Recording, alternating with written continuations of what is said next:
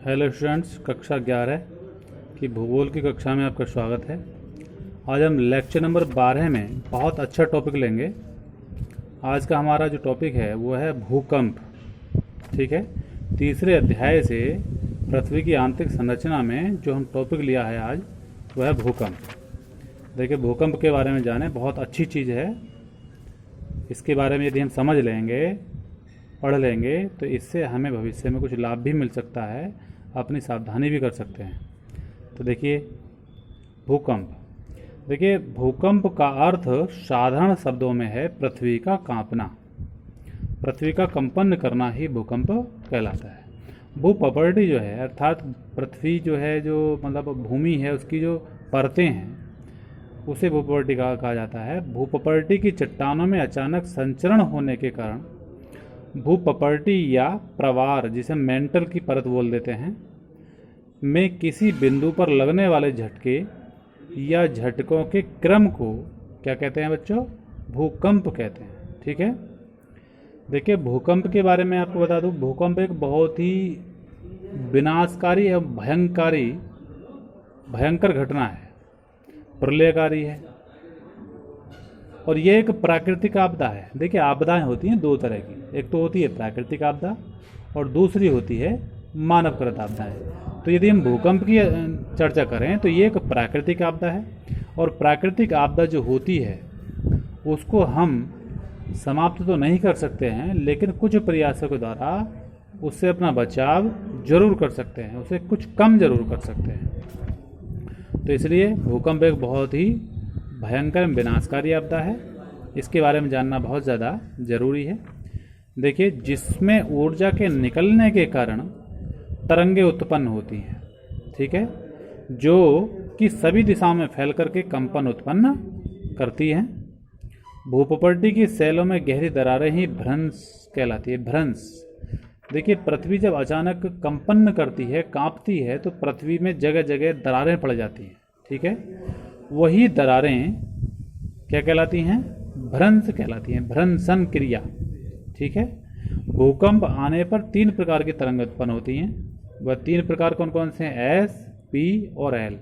ये 3 प्रकार की तरंगें हैं जो पृथ्वी की आंतरिक चट्टानों में देखने मिलती हैं। ठीक, आइए इन तरंगों के बारे में थोड़ा सा समझ लें। भूकंप के उत्पत्ति केंद्र से बाहर की ओर फैलने वाली तरंगों को भूकंपीय तरंगें कहते हैं।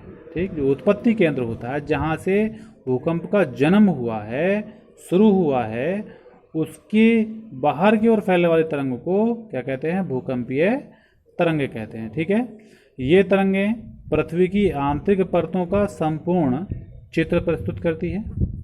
पृथ्वी की आंतरिक भाग से जो ऊर्जा निकलती है, उस ऊर्जा निकलने के कारण ये तरंगें उत्पन्न होती हैं, जो समस्त दिशाओं में फैलकर भूकंप का कारण बन जाती हैं। ठीक, देखिए, इन तरंगों को मापने के यंत्र को सीस्मोग्राफ कहते हैं। बहुत अच्छी चीज़ है, बहुत महत्वपूर्ण चीज़ है ये।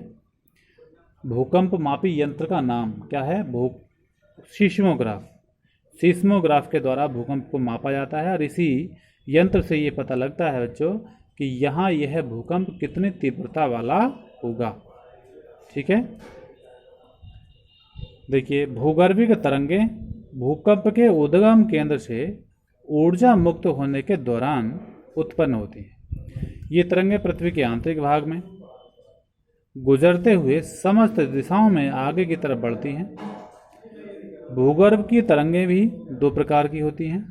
इन्हें क्रम से पी व एस तरंगें कहा जाता है। इनमें जो पी तरंगें होती हैं ना बच्चों, ये बहुत ज़्यादा तेज चलने वाली तरंगें हैं, और यही तरंगें धरातल पर सबसे पहले पहुंचती हैं, और धरातल पर इन तरंगों के सबसे पहले पहुंचने के कारण इन्हें प्राथमिक तरंगें भी कहा जाता है। ठीक, और जो एस तरंगें होती हैं वो द्वितीयक चरण होती हैं, वो प्राथमिक तरंगों के बाद पहुंचती हैं पृथ्वी पर, धरातल पर, इसलिए उन्हें द्वितीय तरंगें कह देते हैं। ठीक है, देखिए, भूकंप कई प्रकार के हो सकते हैं, लेकिन जो विवर्तनिक भूकंप होते हैं, पृथ्वी की आंतरिक हलचल के कारण जो पृथ्वी में भूकंप आते हैं, वह बहुत ज़्यादा विनाशकारी होते हैं। ये जो भूकंप जब बड़े बांध वाले क्षेत्रों में आते हैं तो बहुत ज़्यादा विनाशकारी साबित होते हैं। इन्हें बांध जनित भूकंप कहा जाता है। ठीक है, क्या कहा जाता है? इन्हें बांध जनित भूकंप कहा जाता है। इसके आगे दूसरा पेज पलट लें। देखिए आगे है आपके भूकंप के प्रभाव। देखिए भूकंप के आने से क्या क्या चीज़ आपको देखने मिल सकती है, इसके क्या प्रभाव पड़ते हैं हमारे जनजीवन पर। देखिए जब भूकंप तीव्र गति से आता है तो बच्चों जन और धन की हानि होती है, यानी जनता बहुत अधिक जो है त्रस्त हो जाती है, मर जाती है, घायल हो जाती है, और धन अनेकों प्रकार की हमारी जो संपत्तियां हैं वह भी नष्ट हो जाती हैं। भूकंप से धरातलीय विसंगति, ठीक है, भूस्खलन। भूस्खलन कैसे कहते हैं बच्चों? पृथ्वी के एक स्थान से, पृथ्वी के किसी भाग का एक स्थान से दूसरे स्थान को खिसक जाना या हट जाना भूस्खलन कहलाता है। तो भूस्खलन धरातल का एक और झुक जाना, या हिमस्खलन, बर्फ की जो बड़ी बड़ी चट्टानें हैं उनका खिसक जाना। धरातलीय विस्थापन, बांध में तटबंधों के टूटने के कारण बाढ़ आ जाती है, कहीं कहीं कुछ क्षेत्रों में आग लग जाती हैं, और भूकंप के आने से जो इमारतें होती हैं वो टूट फूट जाती हैं, ध्वस्त हो जाती हैं। तो इस तरह की बहुत सारी स्थितियां उत्पन्न हो जाती हैं। ठीक, भूकंप के कारण सुनामी भी उत्पन्न होती है। सुनामी एक जापानी भाषा का शब्द है। सुनामी कोई भूकंप नहीं है। जब कभी ये भूकंप किसी सागर या महासागर में आता है तो सागर या महासागर में भूकंप आने की वजह से अचानक उस जगह पानी ऊपर उठना शुरू हो जाता है और उसकी तरंगें इतनी तीव्र गति से उठती हैं कि वो तरंगें समुद्री किनारों पर बहुत तेज़ गति से चलती हैं और बहुत अधिक क्षेत्र को अपने प्रभाव में ले लेती हैं और जन धन का नुकसान करती हैं। ठीक है, सुनामी शब्द जो है इसका देखिए ये है, सुनामी शब्द जापानी भाषा का शब्द है जो दो शब्दों से मिलकर बना है, सु प्लस नामी। सु का अर्थ है बंदरगाह और नामी का अर्थ है लहरें, अर्थात बंदरगाहों के किनारे आने वाली समुद्री लहरें क्या कहलाती हैं बच्चों? सुनामी कहलाती हैं। ठीक है, ये लहरें समुद्रों में लगभग 600 से 1000 किलोमीटर प्रति घंटे की गति से चलती हैं और इतनी तेज़ गति से जब ये किनारे की तरफ दौड़ेंगी तो जाहिर सी बात है कि जन और धन की तो हानि होगी ही। ठीक है, इन तरंगों की ऊंचाई 15 मीटर तक होती है। कुछ शहर तटवर्ती क्षेत्रों पर बसे होते हैं तो वो पूर्ण तरह से ध्वस्त हो जाते हैं, जन धन की बहुत अधिक क्षति होती है। तो आज इतना ही बच्चों, भूकंप के बारे में आज आपको बताया। बहुत अच्छी तरह से इसे पढ़ें, समझें और अपनी कॉपी में नोट करें।